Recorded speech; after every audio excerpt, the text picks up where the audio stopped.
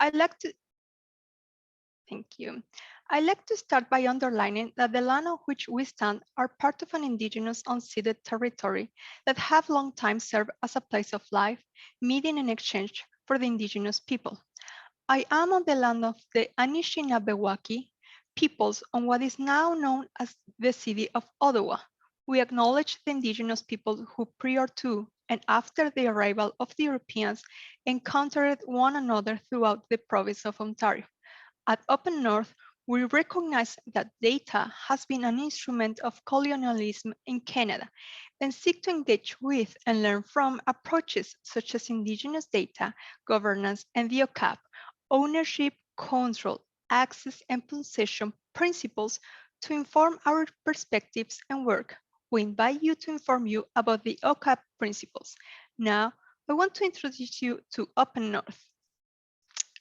Founded in 2011, Open North mission is to drive research, capacity building, and network collaboration with government partners to advance the responsible and effective use of data and technology.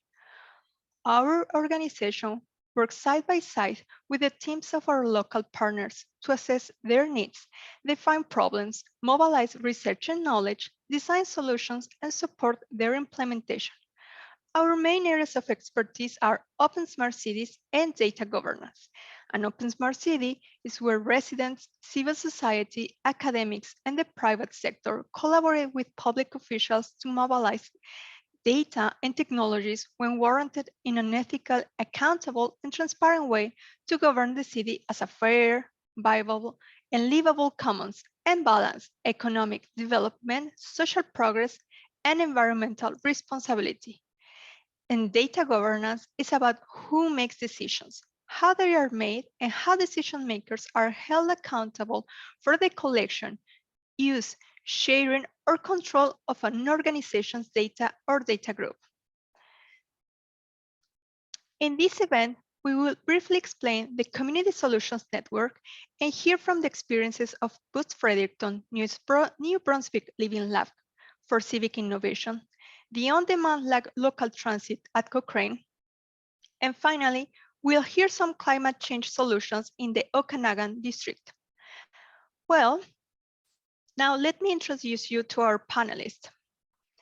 First, we will hear from Laurie Guthrie, Smart City Civic Innovation Strategist. She will speak about the Boost Fredericton Lab, which is using technology to enable civic innovation and solve a smart city challenge for the benefit of the corporation and community. As an early adopter of new technologies and edge applications, the City of Fredericton is giving entrepreneurs and post-secondary education students a boost by providing real municipal challenge to solve and the opportunity to test solutions in their living lab environment. She will also talk about powering ideas through digital infrastructure like LoRaWAN, an IoT sensor network, open data portal, and most recently, Rogers 5G. Then we have Devin LaFleche, a community connectivity advisor from the town of Cochrane. He will talk about how Cochrane on-demand local transit is addressing key issues around service cost, coverage, and span, while assuring flexibility so the service could be adjusted based on actual service demand. The service was designed through a community transit task force and extensive stakeholder engagement to ensure a made-in Cochrane transit solution. He'll share with us his experience on how do cities provide innovative, flexible, data-rich public services while still managing risk and service expectation. And finally, we have Andreas Boehm. He is the Intelligent Cities Manager at the City of Kelowna. He will share with us his experience on climate change solutions as local problems related to the environment are having an increased impact on communities in Western Canada. As such, Kelowna has begun to use a myriad of new technologies to better support residents and business in the Okanagan work through inclusive flood and drought events. He will talk about how the city's services are working to adapt the city to become more resilient in light of the climate chain challenge that residents are facing. And we have also our facilitator, Matthew Claudel, who is the founder of Fields States, a strategic design agency dedicated to creating civic value. He's an affiliate faculty member of Portland State University Department of Geography. Matthew was previously the strategic design lead for Curative, a healthcare company seeking to end the COVID-19 pandemic. Matthew has written several books, academic journal articles, fiction, and general publications primarily related to technology, cities, art, and the natural environment. He co-founded MIT's Design X program, where he was the head of civic innovation and an instructor for 4 years. He has a doctorate in advanced urbanism from MIT, where his work focused on the emerging practices of urban experimentation as they relate to civic value. Matthew will also introduce us to the Community Solutions Network and their communities of practice. So over to you, Matthew. Great, thank you, Aisha.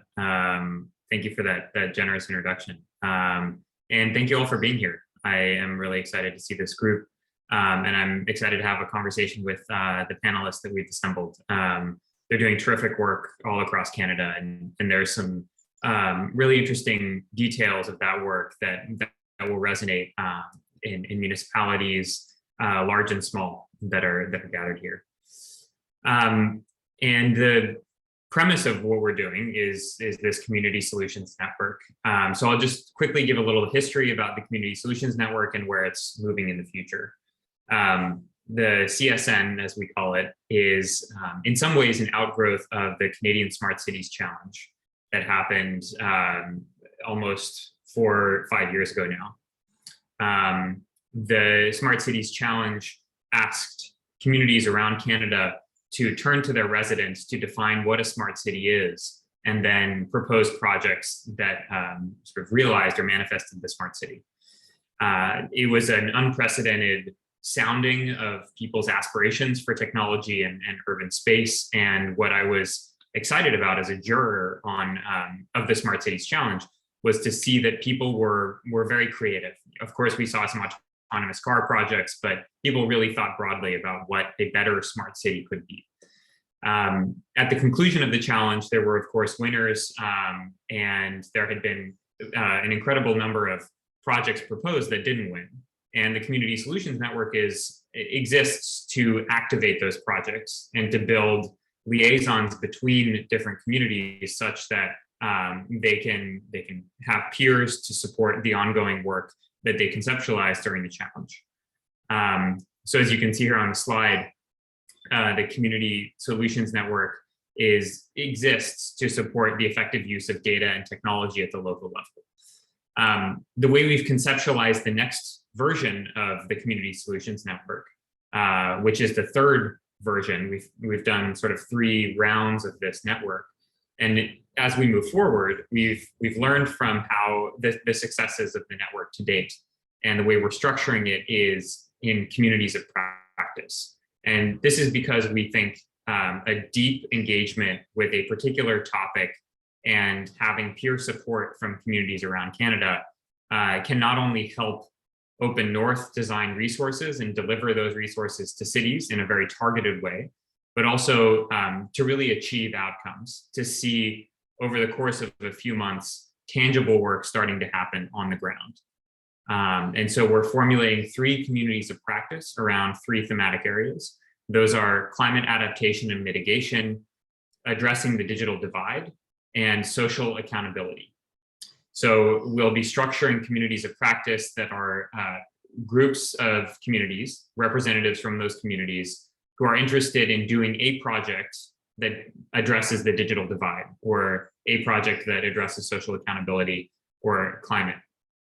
And those communities of practice will receive targeted resources in the form of technology toolkits, webinars, one-on-one support. And they'll also be sharing amongst each other the challenges and the successes and the strategies they've used to advance their projects. We are not explicitly requiring certain kinds of projects. We're open to cities bringing projects that maybe are already in the works, already have a little bit of momentum, but we're also open to defining and conceptualizing projects from square one together with municipalities who may have an interest in climate but don't really know where to begin. So as you can see on the slide are the offerings that we'll be bringing through the Community Solutions Network. And I think that the greatest value that we'll be bringing is to really structure a program where from start to finish, there will be deliverables and there will be outcomes that we reach by the end of this cycle. It's about a 6-month cycle. Aisha, am I missing anything that you want to add about the CSN and the COPs? No, I think you covered it all. Our broad thematic areas are, as we said, climate action and mitigation, social accountability, and addressing the digital divide. And we invite you all to join us. And there's no technical knowledge required to join to the program. The only thing that we ask for people, it's their willingness to participate and to learn, and to be part of an active group of people who work together to solve a common problem. So yeah, we are eager to have to hear from you and to have a conversation and to join us. We will be sharing a form for registering to the program at the end of the session. So just keep in mind that. Thank you. Yeah. And tying it in perhaps to today's panel, the kinds of work that these communities are doing, that you'll hear from Devin and Andreas and Laurie, these are the kinds of projects that we hope to help communities around Canada do, whether that's on-demand transportation or innovation hubs or new kinds of environmental sensing and environmental activation and management. And so we hope that the work that's going to be shared today serves as an inspiration for defining projects. But I also hope that our conversation will move beyond the technology itself and get into some of the broader principles that we need to address when we think about digital transformation in smart cities. Thank you, Matthew. Well, without further ado, let's hear from Laurie. Laurie, thank you. Do you want to share with us your slide? Just a moment here. Thank you.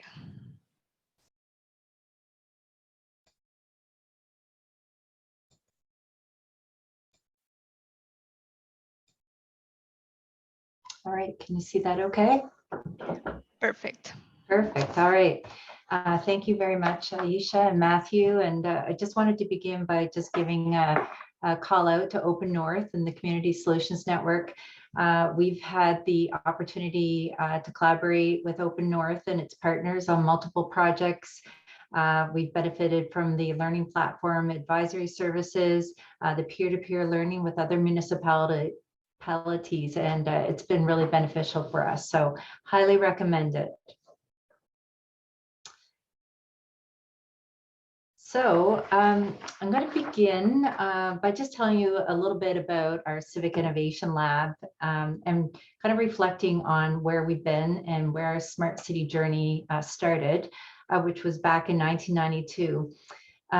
We've had a number of milestones, kind of critical milestones in our smart city evolution over the years.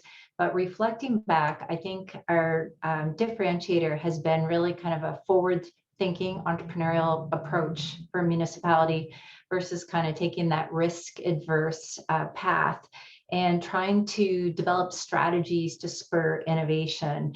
And I think this has enabled, as I said, our kind of ongoing digital evolution since the early 90s.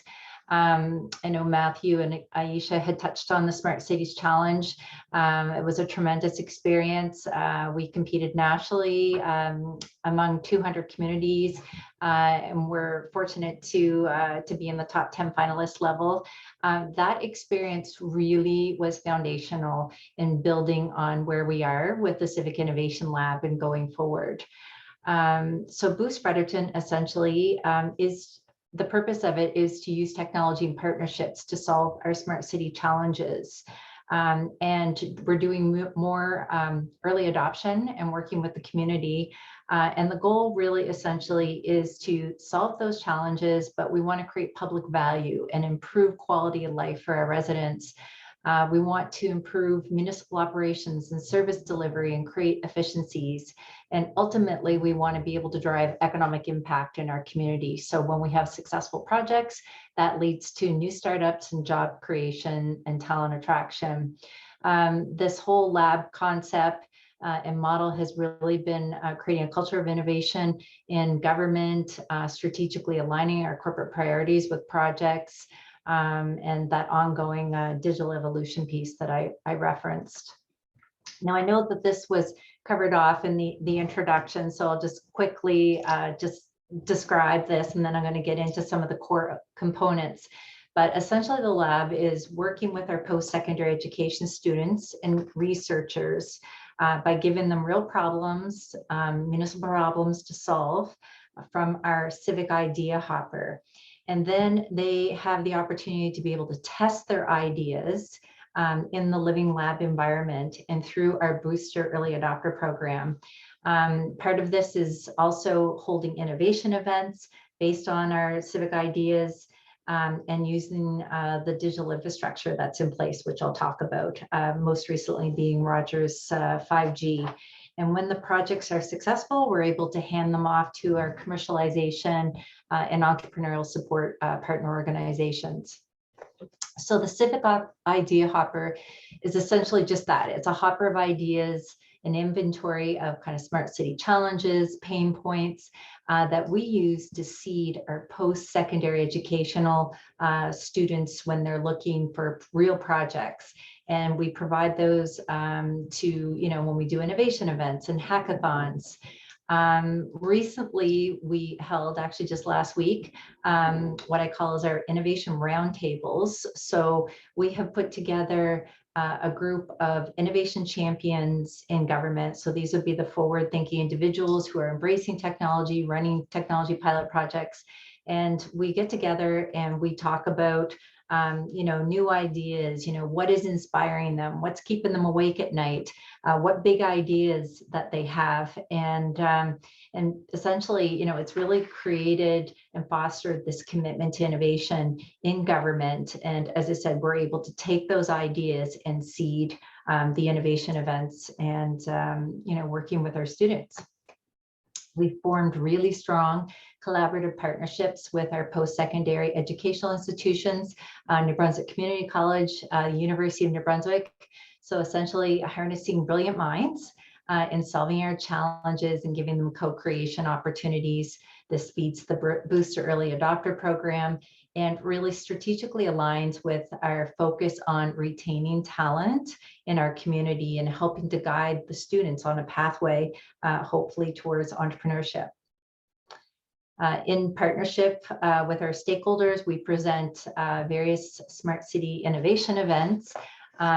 So using those Civic Idea Hopper ideas, the infrastructure, digital infrastructure that's in place. We have open data, our LoRaWAN IoT sensor network. So the students, the entrepreneurs come together, they get the ideas, and then they co-design and co-create solutions for these real problems. Last year, we held, would have been last spring, a Boost ideation camp. We would have had over 100 people involved at multiple levels who came together to help us based on 2 municipal use cases. One of them was vertical positioning for emergency responders, and the other was based on kind of infrastructure planning and analysis. So the teams developed some prototype ideas. After the event, we did some PhD research to kind of, assess the technical feasibility, some validation workshops with emergency services. And then this year, we did what I call as a prototyping camp. So it was more of a boutique style camp that we brought some teams together, and they actually developed prototypes, low fidelity prototypes. So it's going to be an biannually alternating camps, ideation, prototyping. that we'll continue to do. So the model has worked really well, and always exciting things coming out of that. With respect to digital infrastructure and the ecosystem, we want to continue to enable and build new infrastructure, not only for the corporation's benefit, but for the community's benefit as well, to enable that ongoing digital evolution. The long range wide area network, which we refer to as LoRaWAN. We have deployed a series of IoT, Internet of Things sensors across the community. We have multiple use cases. But in particular, climate change adaptation is at the top of our list. So we're doing real-time performance analysis of our municipal infrastructure. We do real-time monitoring of floodwaters each spring, and we've developed some predictive modeling to enable better forecasting. And essentially, we want to be able to predict the localized impact.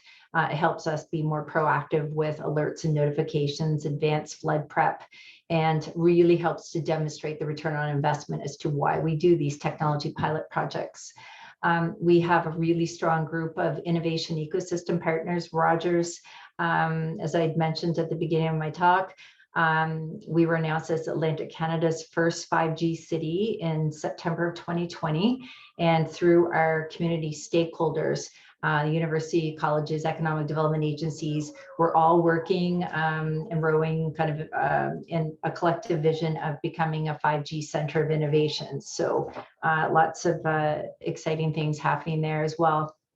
And then finally, our Booster Early Adopter Program is providing the entrepreneurs and students with that access point to connect with the city. In the past, it had always kind of been ad hoc or happen chance. So we've actually created an access point. We've developed a guiding framework for our municipal staff so that we can assess and manage the intake of early adoption projects that are strategically aligned with corporate priorities, and really creating that living lab environment.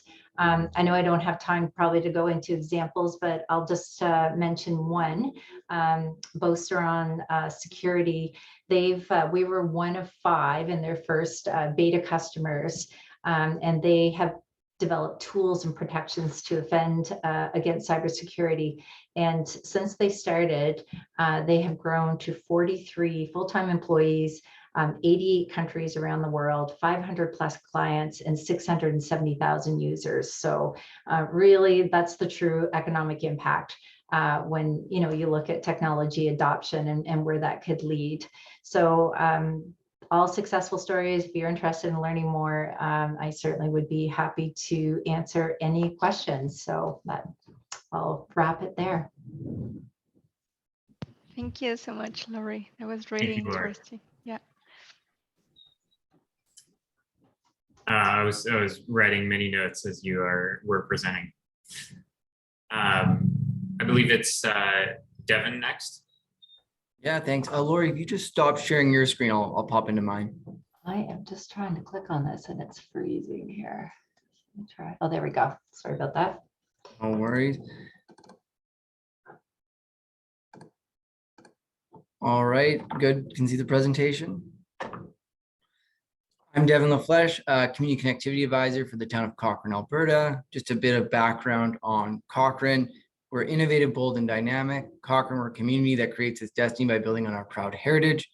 We're located 20 minutes northwest of the city of Calgary, just in the foothills of the Rockies. We have a population of roughly 32,000, and we're often at the top of the list for Canada's fastest growing municipality, as we've more than doubled in size in the last decade. We also have a very innovative culture here in Cochrane with 4i, MC Things, and the national headquarters for Garmin. So here at the town, we really try and emulate and capture that innovative nature in the work we do here as well.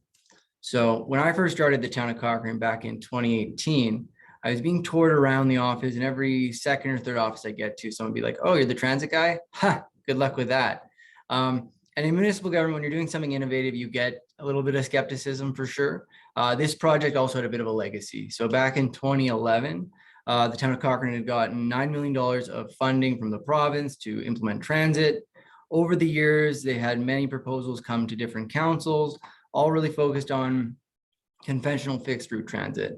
The challenge that they were running into is balancing service coverage, so where you go, service span, the time of day that you run, And then if you wanted them both, it was service costs. So they couldn't come to an agreement on how to balance those. So I got to work with our transit task force, so members of council, the community, social groups, and we really just opened it up to look at all the different ideas out there. Looked at fixed route, subsidized taxi and ride hailing companies like Uber, autonomous vehicles, even gondolas came up at one point.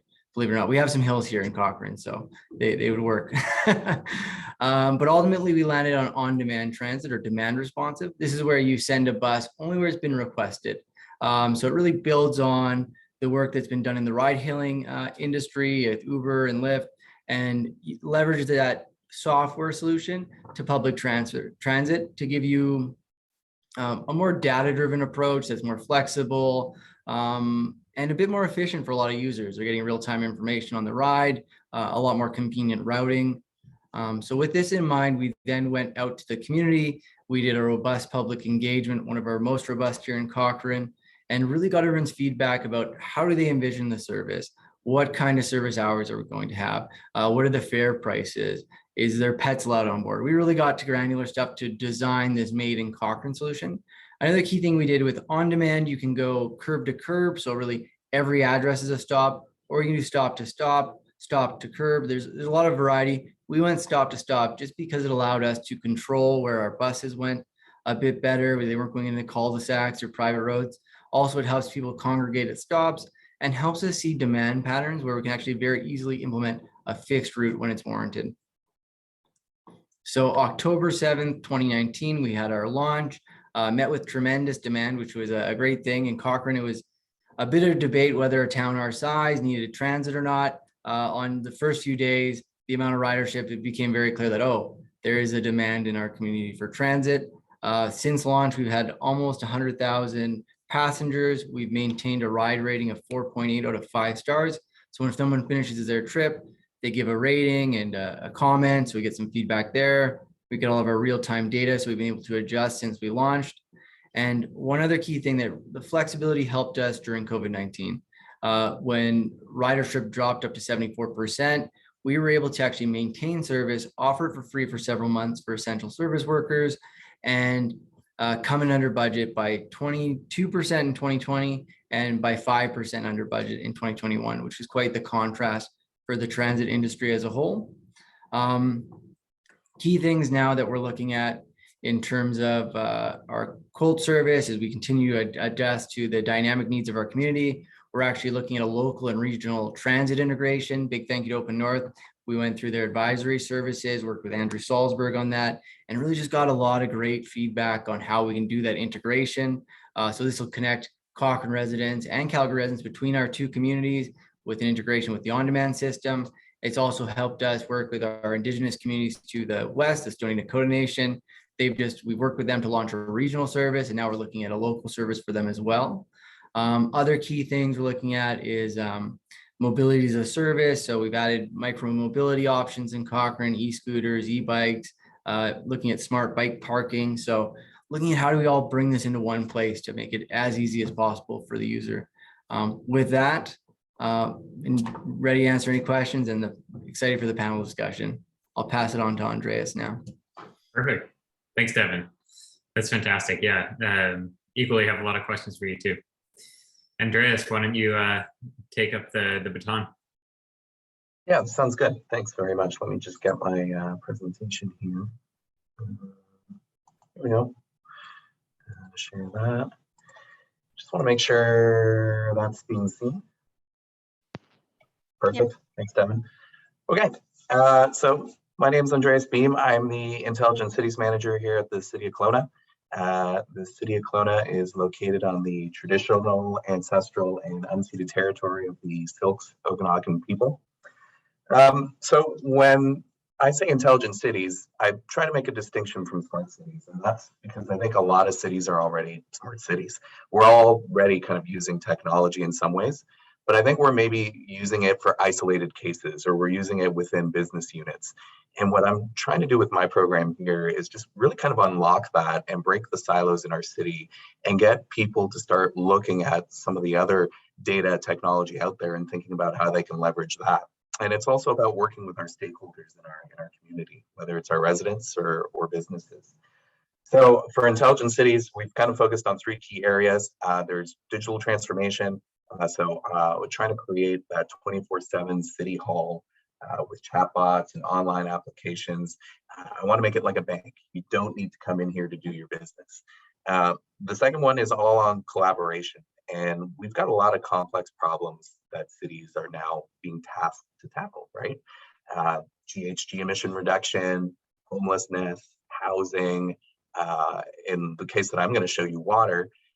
These are things traditionally that cities don't really have the expertise in. And so we really need to start kind of working with other people who are experts in this in our communities and elsewhere to really kind of move the dial. And the third piece is being a change enabler. And that's, kind of translating what technology is available there to other people within the city and within industry in my community. Not everyone's going to understand what the impact of artificial intelligence, machine learning, and 5G are going to bring. So that's where we try to play a more active role in our community to decipher that. So I want to talk about one of those big hairy challenges, and that's water for my community. And water is the lifeblood of the Okanagan. If you are familiar with Kelowna and the surrounding area, you know that we do a lot of fruit production and we do a lot of wine. There is $2.8 billion annually in the wine sector in BC, and 84% of the total vineyards of BC are in the Okanagan. So that's huge. And when you think about that, it also kind of spurs our tourism industry. People come here for that, and tourism in the Okanagan is a $2.1 billion industry. So, I mean, these are major economic drivers, and the most important thing to keep those drivers going is water. So that's where we are trying to take a more active role with other communities in the valley to, preserve it and ensure that it's being used in a great way. So, what are the challenges we're facing, right? It's climate change. Extreme weather is leading to far more frequent flooding events. We're seeing them in the spring and we're seeing them in the fall. In addition to having those really wet periods where we're seeing a lot of flash flooding, we're also seeing hotter and drier summers. So we're seeing a lot of drought conditions. We're seeing an increase in forest fires in the area. And we're having tougher conversations with our farmers about water restrictions. Those are happening earlier and earlier in the season. I think in a lot of ways, California is maybe the canary in the mine, in that you're looking down there and you're seeing what's happening there with water, and you start thinking, you know what, 5 to 10 years, that's probably going to be here too. So we need to start really thinking about water conservation. We really need to be having those difficult conversations with industry that has never really thought about doing that before. We really need to protect those key economic sectors that really kind of drive our local economy. So here's kind of that example of where we're all kind of maybe smart cities, right? We're doing a lot with IoT sensor solutions, right, on the cellular level. So we've really kind of embraced putting sensors up in the hills, working with our provincial partners to monitor snowpacks. We're looking at all the creeks then that are fed through that, monitoring their levels as well. We're looking at the lakes. Our lake system connects to a lake system in the US that connects to the Columbia Basin, which then, takes all that water out to the ocean.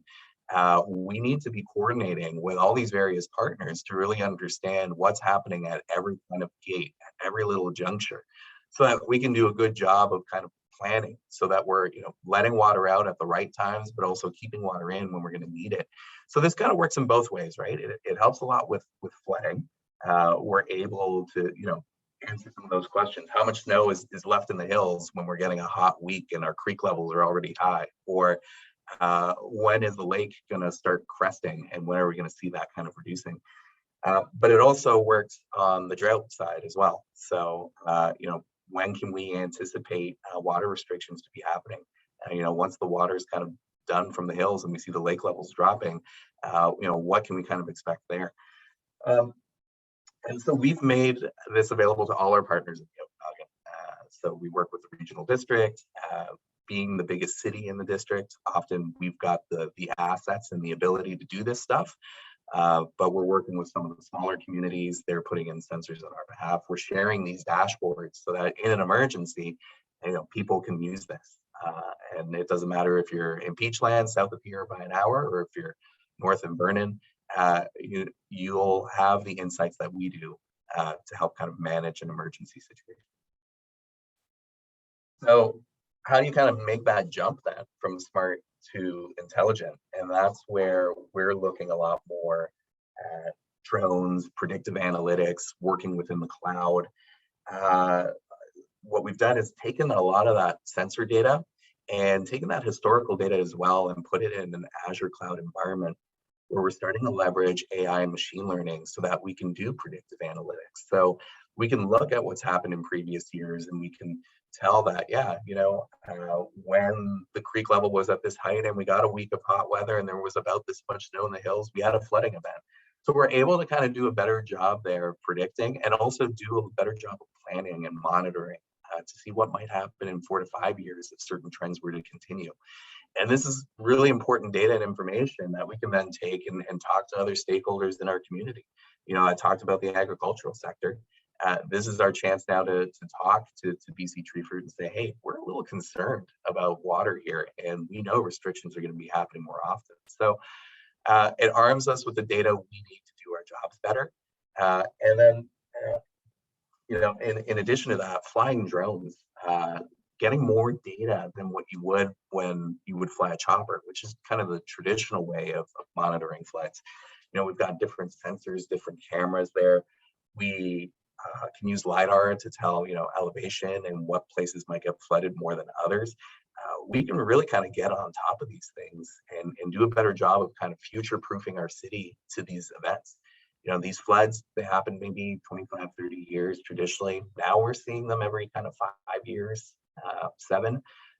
So we really kind of need this technology to, future-proof our city from these events that are becoming more frequent.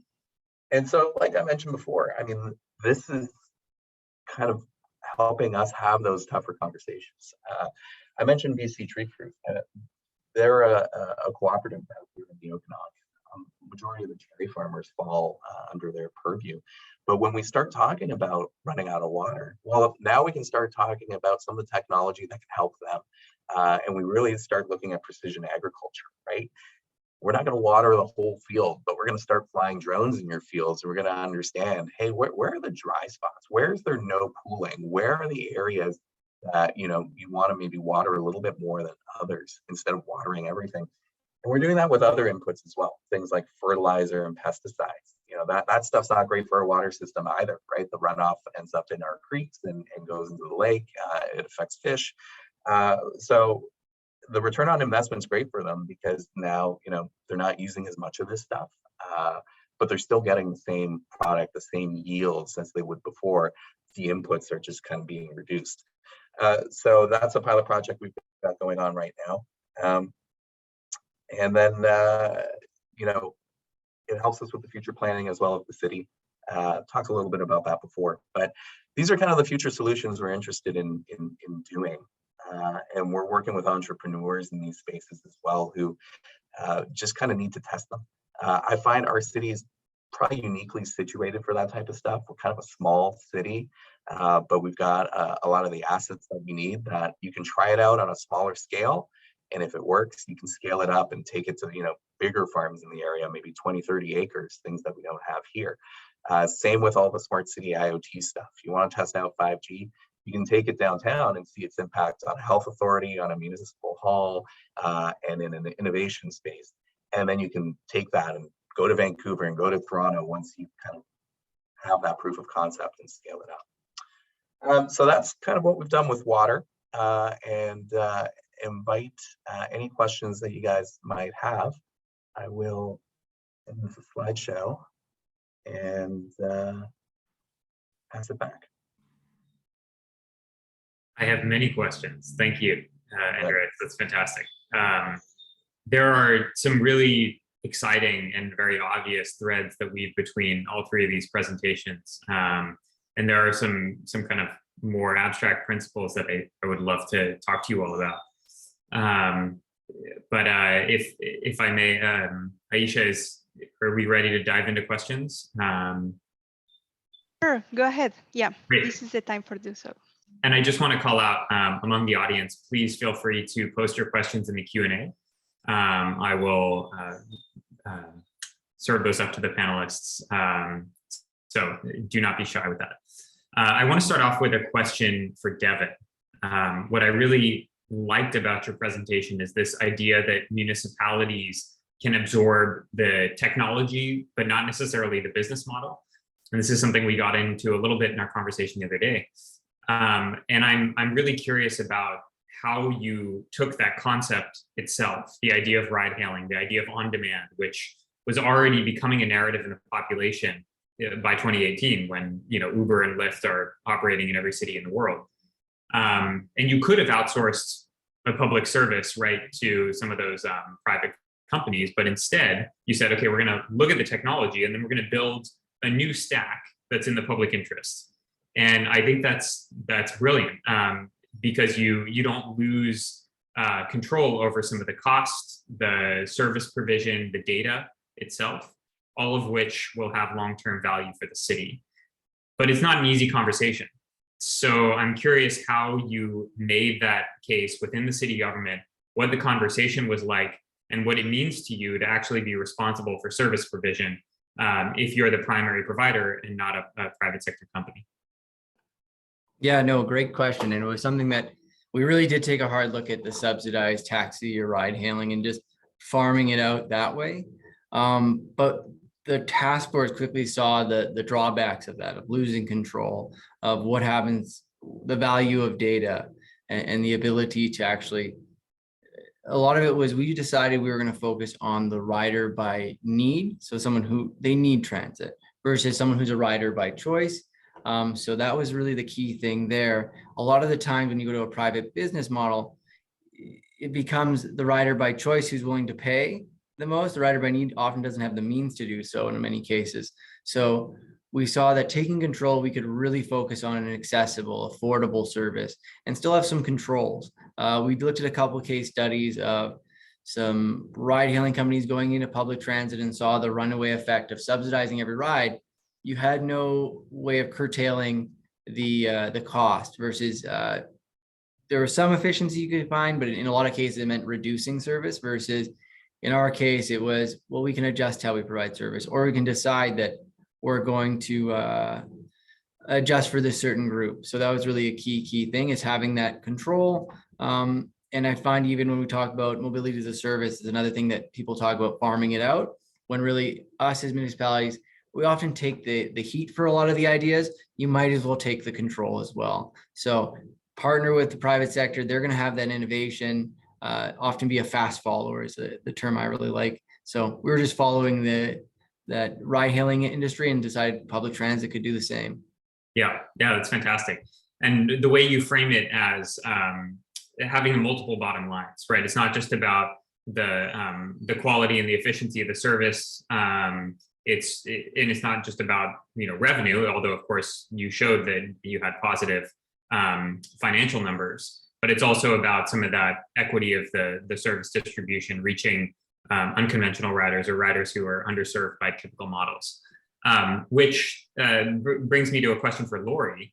Laurie, right at the beginning of your presentation, you used this phrase public value, and you opened up the idea that that this full stack you're building, everything from the academic partnerships to empowered civil servants to even like the purchasing and advanced market model that you're using to participate with some of these startups, all of that is in the interest of public value. And so what I'm curious about is, if you at the beginning of a project step back and bring stakeholders together and develop an idea of public value in the specific setting that you're going to be cultivating innovation, and what that common narrative looks like, and whether or not you're seeing sort of conflicts as you bring stakeholders together around this kind of abstract idea, let's say, or multiple different outcomes that you're trying to optimize for. Yeah, no, that's a good question.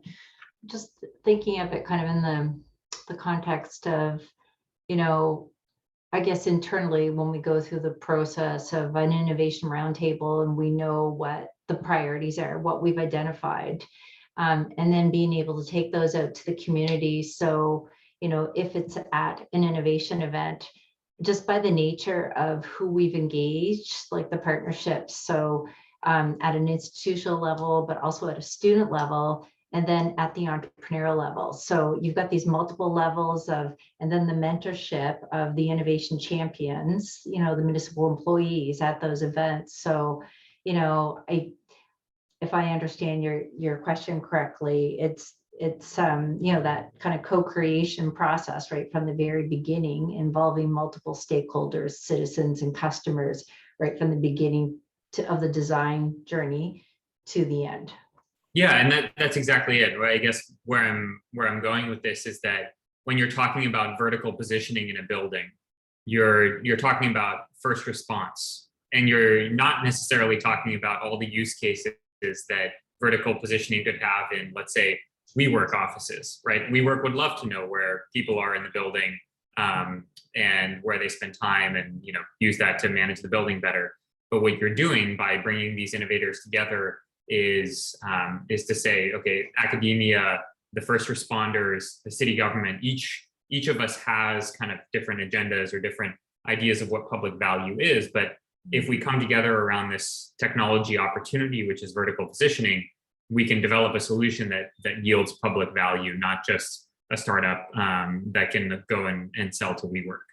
Yeah, exactly.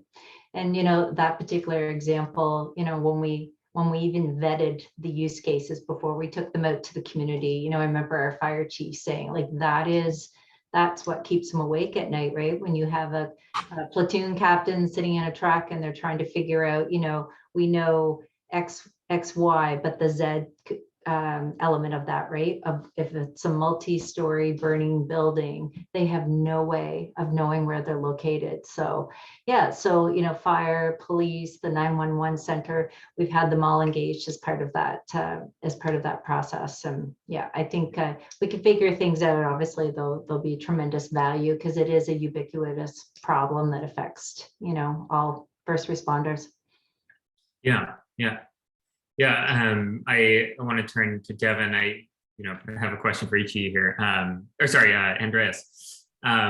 The technologies that you're bringing together, you mentioned many of them, from drones to sensor networks to AI and the predictive analytics around weather modeling. You're bringing together this kind of broad set of technologies. And you're also bringing together different contiguous jurisdictions, if I understand correctly, in the sort of the agricultural region that surrounds Kelowna. And the glue of all those things, the technologies and the jurisdictions, is data. And I'm curious, as you're building these robust data sets, what sorts of interoperability you're building into the actual construction of the data, and also the ownership models and the kind of ongoing stewardship of those data sets, so that they can really be an infrastructure that links people and technologies together. Yeah, and that's a great point, right? You know, I think everybody's uses are different. Everybody's knowledge level is different. We've got to acknowledge there's a digital divide in our community. And so while we might all be interested in solving the same complex problem, I can't just throw an Excel sheet with data points to a farmer and say, okay, now figure out how you're going to do this with the watering, right? So we've really embraced design thinking, user design thinking, really trying to understand pain points and what people need, and then building it that way and iterating through that process, right? So some of those dashboards I showed you, I can't even make sense of them. But when you bring in together experts in water who deal with flooding on day to day, I mean, they talk about some of the things that they need to see and how that data needs to be presented. And so that's where my team will then kind of work a little more closely with users to kind of understand, okay, what type of solution are we looking at here? what is some of the work that we need to be doing, and iterating on that process consistently. And we'll continue to see that all the way through, I think, as we do more with this drone technology and look at precision agriculture.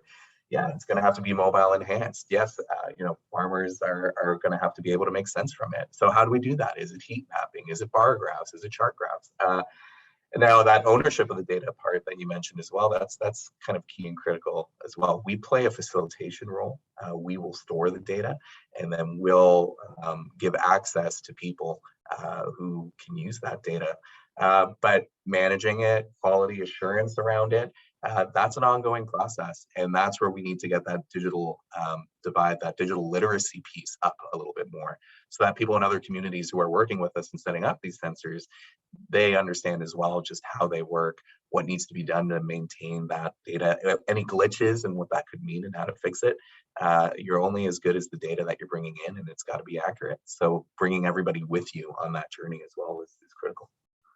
Yeah, that's right. And taking a user-centered approach to that is really important on both the use of data, like the applications of open data sets, but also the governance.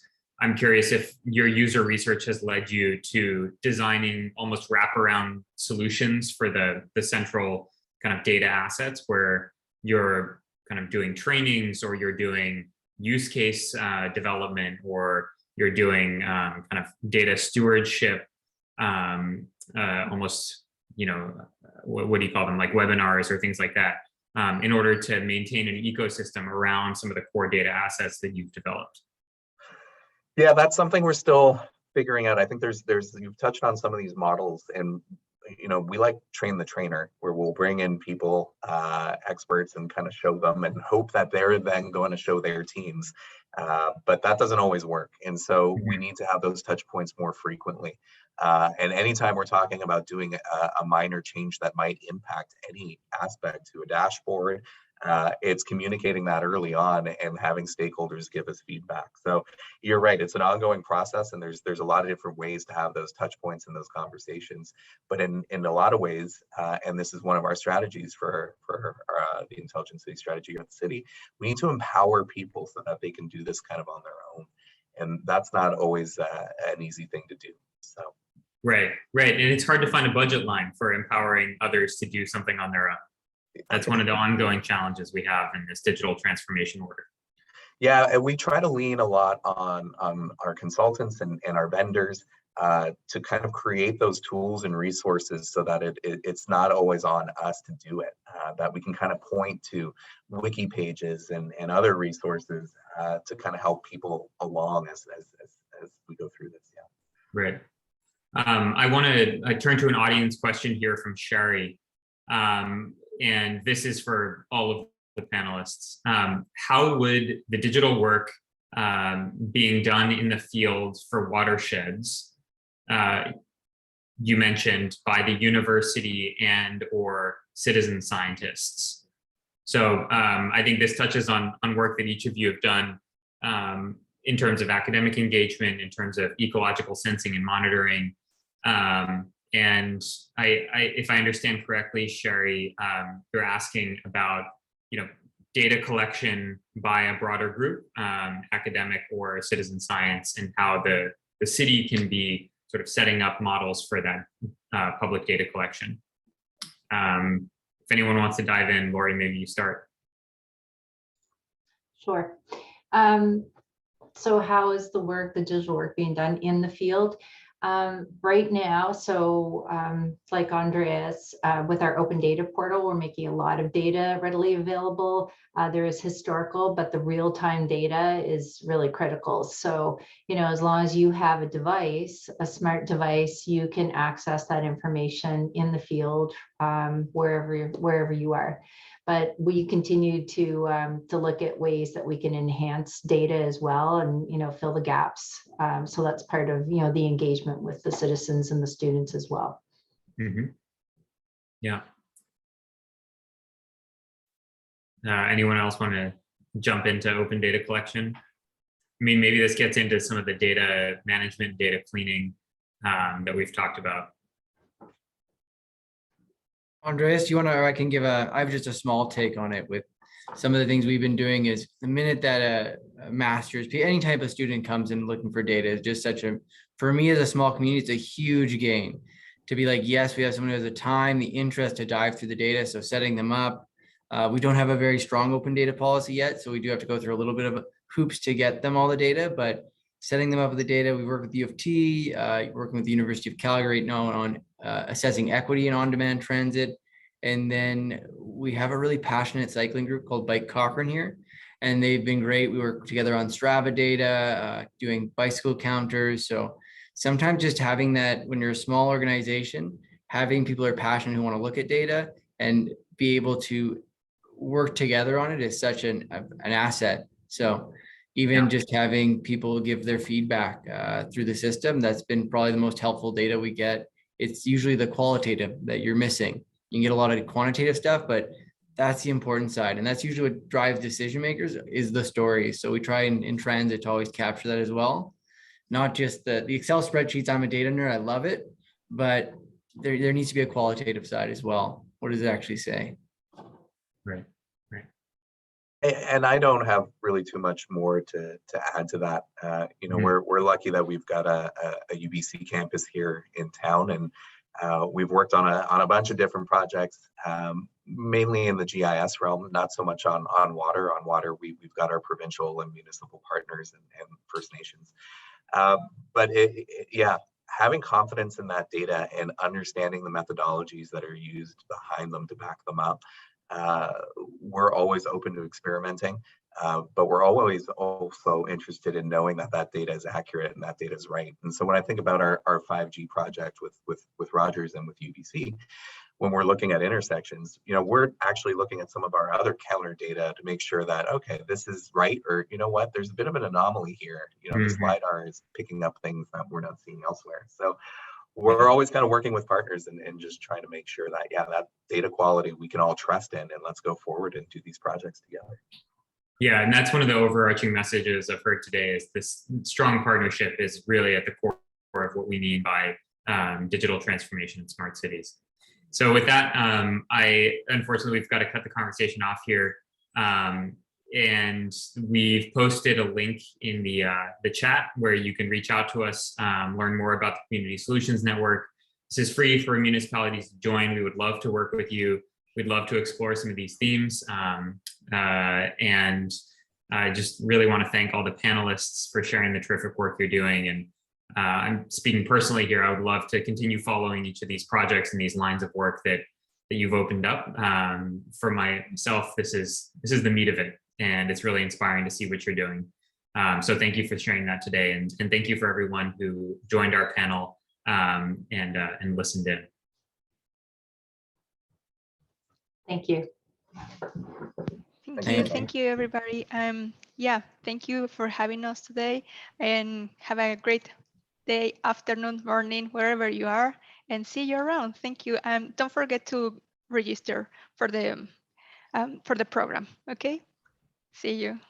Thank you, Aisha. Thank you. Bye, Bye, everyone. everybody. Bye. Bye.